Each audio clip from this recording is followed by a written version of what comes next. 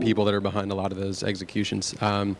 But you'll notice a theme within most of them, which is actually television. So we think we have a pretty compelling story, Twitter and TV, dating back to really what we noticed. I've been with the company 4 years. We noticed that when an event happens offline, the conversation happens on Twitter. So that can be any TV show, it can be a rerun, it can be you watching something on Netflix and tweeting about it, or it can be a large live televised event. So what I want to talk to you about today is really the sort of three constituents that we view in the Twitter and TV story. That is first and foremost consumers, deriving and creating a lot of content, a lot of value around Twitter and TV. Second is media companies. So media companies could be a new media company creating some technology around Twitter and TV. It could be a traditional media company who creates or distributes content. And third is marketers. So marketers, smart marketers, inserting themselves in that conversation and taking advantage of these moments that are happening. So I'm going to play a recent moment that happened and sort of show how it took place and how consumers, how networks and media companies, and how marketers took advantage of it. الضغط يا ناس، هذه كرة طويلة من مودريتش بالراس، جول جول جول جول، راموس راموس راموس راموس راموس، ريال مدريد، ريال سلطان. How could you not be ready for the World Cup after seeing that clip? So that was during the UEFA Champions League final the other week, and at the last moment in the game, a goal was scored. The game was tied. It was this amazing moment. You had people from all over the world weighing in. Also, there's a lot of clips online, but that commentator is like the best ever, so I had to choose him. So I want to show what it looked like for consumers on Twitter. When they were watching that game, you're actually going to see this conversation take place. You saw how it was on TV, but now you can see what it looked like on Twitter. And you'll notice there's flashes in the beginning, and you're going to notice the first goal that's scored, a little bit of highlight, but then as the game goes on, right about now, that's the second goal that's scored. And that was that moment, how it looked on Twitter. So really interesting. Suddenly you see an event that's taking place in Europe. There's a global conversation that's happening all the way through to the end of the game.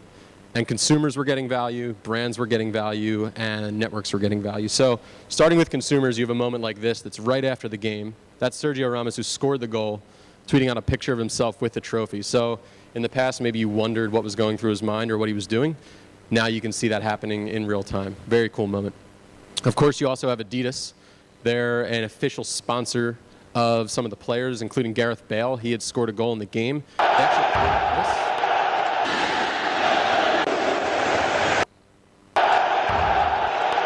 Right after the game had happened, so putting out content in near real time. And then, of course, you have the networks. So this is a study that we had put out with Fox and DG and ARF, and actually we saw that of TV-related tweets, so those who are exposed to tweets about television, 90% of them took TV action, which actually just makes sense. You're on your phone, you see everyone talking about something, you look down, it's in your timeline, you might want to see what's going on. I think it makes, for me personally, watching sports very efficient. You can kind of go in a lot of different games that you may have not normally been watching, but something comes to your attention. And when we think about this at Twitter, we think about people like this that are just sitting there, and I think every one of us are guilty of this. Some of us have a tablet in our other hand as well as the phone in one hand, but you're watching television, whether it's sports, whether it's your favorite show, whether it's a rerun, whether you're with your friends and family or you're alone, you still have the ability to watch with the world. And of our mobile users, 66% of them are actually tweeting while watching TV. So a lot of content is being created while watching TV, sometimes good content, sometimes the friend that everyone has that tweets during everything they watch, and not so good content. But either way, if you're a marketer, you're a consumer, or you're a network, there's ways to take advantage of these moments and to plan around them, even if they're live, unexpected moments. So we created this quadrant, and I think it actually sums it up really nicely. But if you think of the predictable and the unpredictable, and then the always on and the event, you have these 4 different quadrants that are not supposed to be blinking. Sorry about that. So let's start with the everyday. What's an everyday TV moment that could happen? A show like SportsCenter. SportsCenter is on every day, obviously, and there's a big, consistent conversation happening around the show, so much so that we saw 2.3 million tweets around SportsCenter in the month of January, and this is only growing month over month. So let's actually take a look at some of the tweets and then see what these patterns look like and see how folks can take advantage of them. First is this is just a random user, Aiden Higgins, tweeting about SportsCenter, can't start his day without SportsCenter. Next, you actually have the talent themselves tweeting about the show from the set, never a dull moment with @Vernon Davis, #RenaissanceMan.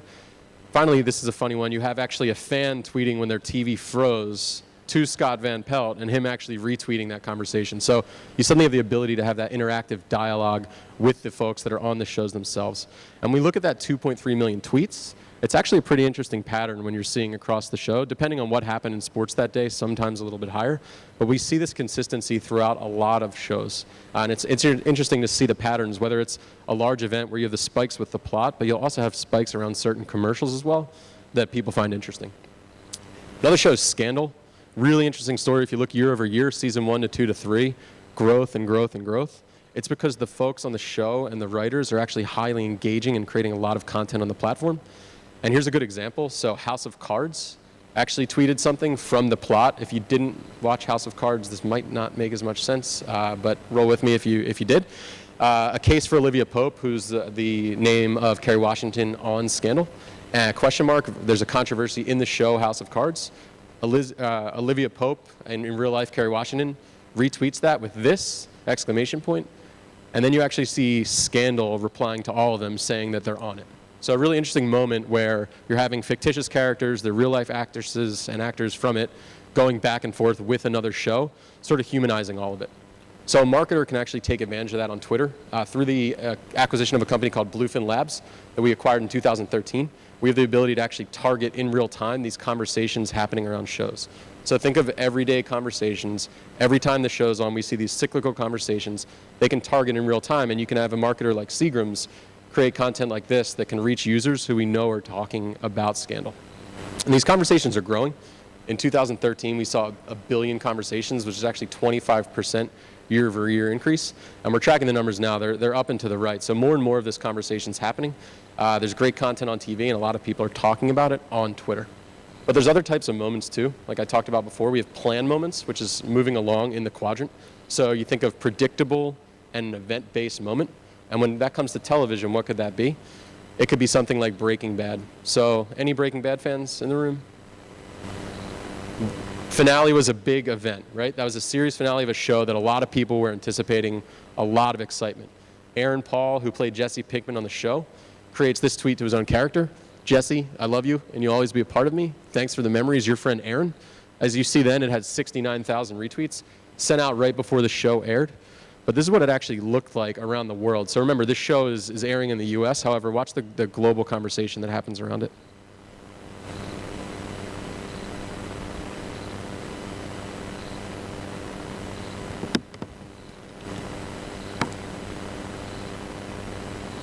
It's pretty amazing to see that. So you're having in yellow tweets about that, where they're modifying it, and in blue the actual retweets of the content. So it's amazing to see that people are spreading that. And you think about this platform like Twitter that's open, an asymmetrical following model. I can never have met anyone in the room, but I could follow everyone in the room for the most part, unless they've opted in to have a private account, which is a very small set of our users. So you can see that information being exchanged, and everyone can have access to those retweets.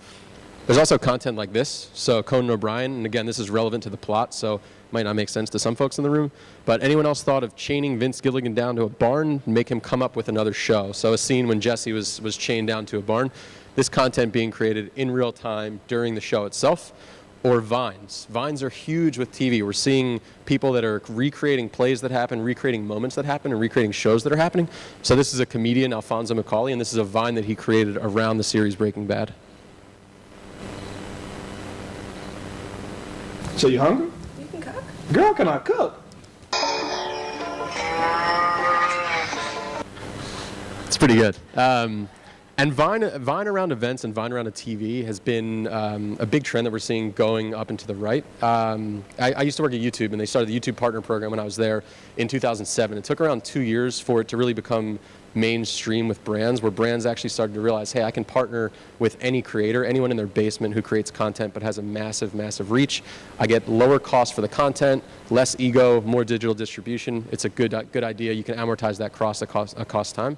And this is what we've seen. So we did something with Visa around the Olympics and Vine.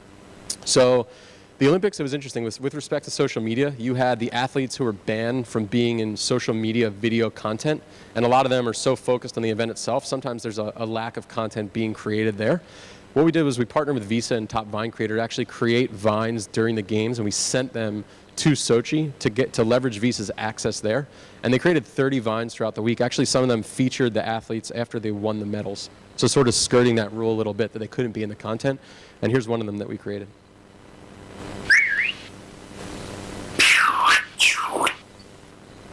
Just really simple pieces of content like that, but again, leveraging the distribution of the creator and having orders of magnitude with respect to engagement rate on the platform.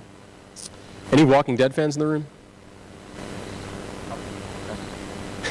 Right up front. So Walking Dead on our platform is a highly, highly engaged show, and we actually created a visualization to really show what the Twitter and TV story is and how it works. So Walking Dead, people are watching the show, happens every time it's on. Show airs, and someone actually tweets about the show itself around the plot in the show.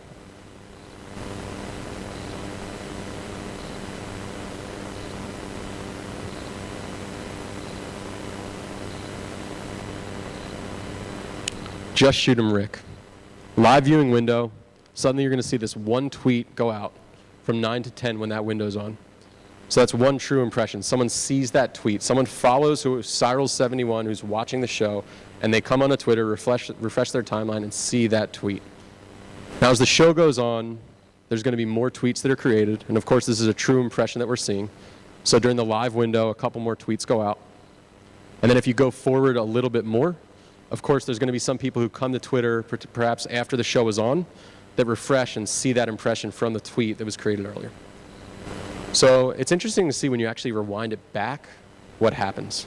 So imagine the show's then going to be fast forwarded and sent out in real time, and you'll see what actually takes place during a television show on Twitter.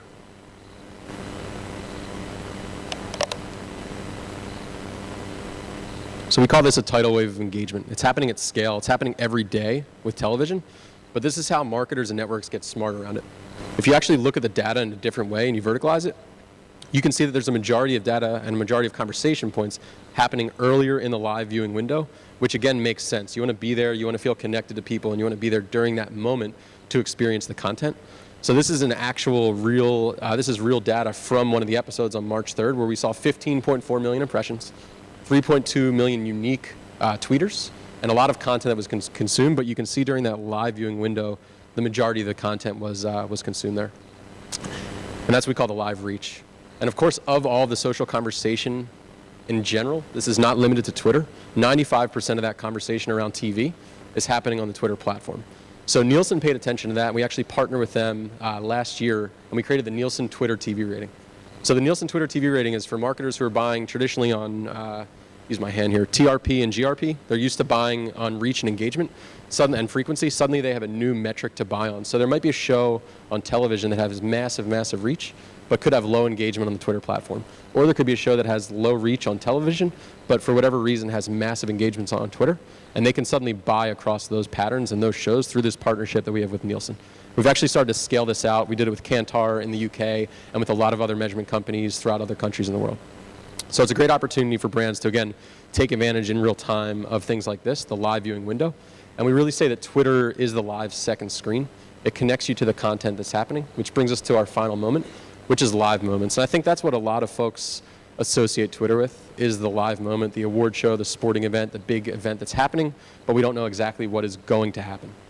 So I'm going to show you exactly what happened during a couple award shows and some other content that we have too. So the Grammys, a big live TV moment, a lot of conversation, 15.2 million tweets.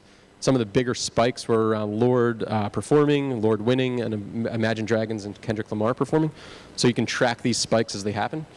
People may have known who was going to perform. They didn't know exactly when it was going to happen. But something that was a live moment that happened during the Grammys is Pharrell's hat. Pharrell came out wearing what I think if anyone in the room probably wore. We couldn't pull it off, but for some reason he could. And people took notice. Consumers took notice. Brands took notice. And this is something, again, that was not previously planned, but was really interesting. So Neil Patrick Harris tweets, "Only Pharrell Williams can prevent forest fires." Then, of course, you have Arby's weighing in, "Hey, Pharrell, can we have our hat back? Hashtag Grammys." In which Pharrell then replies to them saying, "Y'all trying to start a roast beef?" getting into the fun with Arby's. So you can see all this content taking place around the event in real time, adding to the experience. Then you see another brand weighing in, Quaker Oats, saying, hey, Arby's, did Pharrell give you that hat back? Still haven't heard from Madonna about mine, Larry, hashtag Grammy. So you're seeing all this conversation happen. And at the end, closing the loop, Pharrell actually says, thank you to whoever bought my hat. He auctioned his hat on charity. And actually, Arby's were the ones that bought the hat. It's a really interesting story of something during a live event that is created. And I think one of the sort of the larger live event moments this year was the selfie, the Ellen selfie. I think we've all been pulled into a lot of selfies thanks to that selfie with a group of people, wherever we are. And that was a massive, massive moment for Twitter. We had 3.3 billion impressions from that one tweet, 3.1 million retweets of that one tweet. And we even had shows like The Simpsons reenacting how the content really went. So the Ellen selfie, Oscar selfie, a wider view, seeing Homer in the front, just a fun moment of TV with TV. I think the canonical moment of live TV, where you're a marketer, you're a consumer, you're a network, is really the Super Bowl when you're in the States. So the Super Bowl is the massive, massive moment. Everyone's there, whether you're a football fan or not, for the most part. You go to the Super Bowl party, you watch with your friends, and there's an interesting amount of content that's created. 2 years ago, we had the blackout. This year, it was just a complete blowout of a game, but there was still a lot of moments that happened.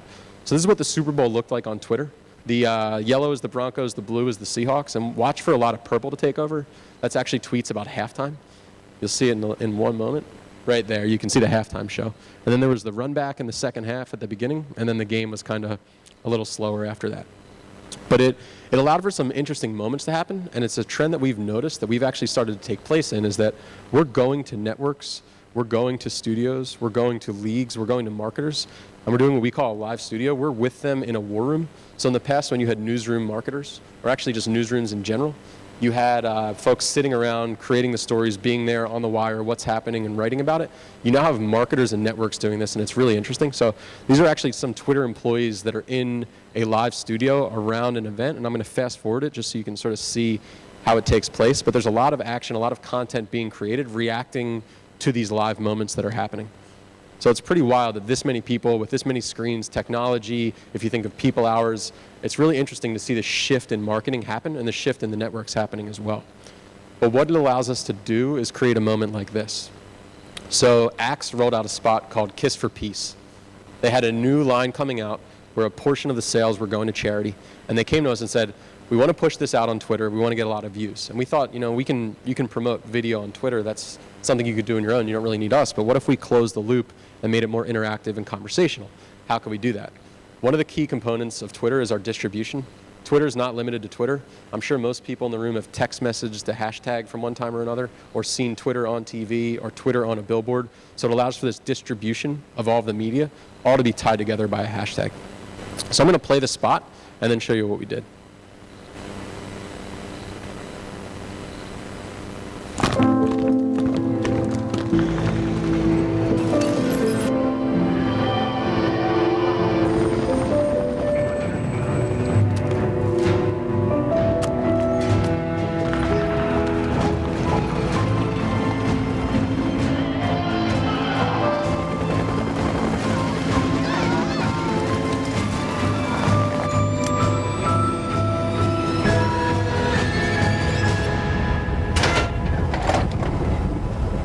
Okay.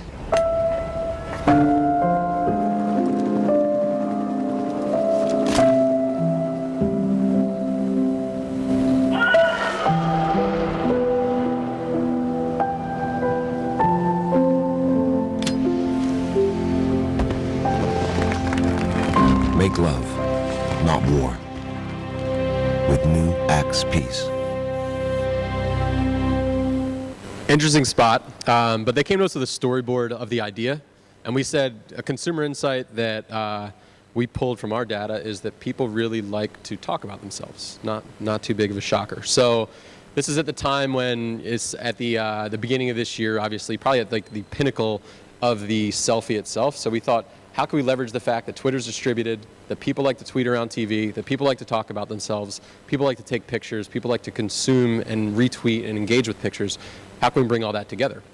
So we actually rented space in Times Square and had a call to action through that technology that bridged the gap between the conversation around the Super Bowl people that were creating that conversation, people that were exposed to that conversation with a call to action. The call to action was pucker up for the cameras, post your hashtag Kiss for Peace, we'll share it with the world in Times Square. But we actually started to get a little bit meta and took it one step further. So people tweeted their pictures of themselves and their significant other. It got on Times Square, but what we actually did was we rented real estate across Times Square and took pictures of the picture of their picture and then tweeted it to them from Axe. And what happened was 70% of people that submitted a picture that got it sent back to them by Axe actually retweeted that picture. So if you know anything about network effects and all of the earned engagement that came from that, we actually saw 2.2 billion impressions from a week-long program. So if you think of the scale they got from maybe buying that Super Bowl ad and what it cost, this was a really interesting program that we put together that had a lot of engagement, a lot of people really excited about, frankly, seeing themselves on Times Square. But it's a cool moment whether you're there in real life or you're there online. You were able to be brought there by Axe and by Unilever through this program. Of course, we have live TV. We're influencing the plot. Any Voice fans in the room? Anyone ever tweet to save someone on The Voice? One hand? All right. Guilty of it too. So this is actually showing you during the plot, during the show itself, you could tweet to save one character on The Voice. The time has come. One of you was instantly saved by America's tweets, and the other two will unfortunately be going home. It's pretty wild to think about this. This would never have happened a couple of years ago. If you think of these shows, voting is sacred. It's something that they like to hold over till the next week. This is something that was influenced live during the show itself. And it's a trend we expect to see grow moving forward with the content itself and the commercials as well, if there's multiple spots in the pod. America instantly saved. Matthew Schuler. It's dramatic. I'm going to end on Amplify. So we started partnerships a year ago called Twitter Amplify. Basically, we have all these relationships with these media companies who have incredible content. But a lot of the content is ephemeral, right? You probably don't remember most plays that happen in a sports season, any given season. Maybe there's a handful that you really remember, especially over time. But if you think about it throughout the week, let's take football, for instance. Sunday the play happens, Monday it's talked about, Tuesday people are talking about next week's games. It's forgotten. So we know we have a lot of people that are using the platform on mobile. We can tell through their interest graph, through who they're following, what they're tweeting about, and what they're engaging with, what they're interested in. What if we could put content in front of them in near real time? And that's exactly what we're doing. So we're partnering with all of these logos and beyond. I think we've done 70 partnerships to date globally, so we're starting to do them outside of the US, in the UK, in France, in Brazil, in Tokyo, and Korea. So they're starting to happen all over, and it works like this. So we can tell that, in this instance, this could be for me. So I'm a basketball fan. We can tell that I live in San Francisco. We can tell that I like college basketball, that I tweet about college basketball, that I'm very likely to be a fan of college basketball. So Verizon can put this spot in front of me as the game is happening. They get a pre-roll ad. What you're going to notice is the pre-roll is 6 seconds, so much shorter than a traditional pre-roll. I think when people are watching content on mobile, they want shorter pre-roll ads so they can just enjoy the content. And the content's actually relevant in the ad to the content they're going to see in the content itself. Mind if Miami Beverly plays with us? How? Chill out, come on. Pretty good coverage, huh? That's it, 6 seconds. Atkins going to go all the way to the bucket. Looked like he was shoved. Night, too late. They wave it off. There's the screen to try to free him up, and he got. So I think I talked about the various kinds of moments. We have a phrase internally, prepare to be spontaneous. So kind of is a little counterintuitive, but you actually can, whether you're a consumer, you're a marketer, you're a network, you can prepare to be spontaneous. There's a quote from, I forget the gentleman's name, from Ogilvy: consumers don't have target markets, they have target moments. He actually talks about what's the most popular juice in the United States to drink? Orange juice, that's absolutely right. But when you're within 200 yards of an airport, tomato juice becomes the most popular juice to drink. Pretty interesting. Bloody Marys, people at the airport. So kind of getting in the head of the consumer is what we like to do when we think about Twitter and TV. Thank you very much.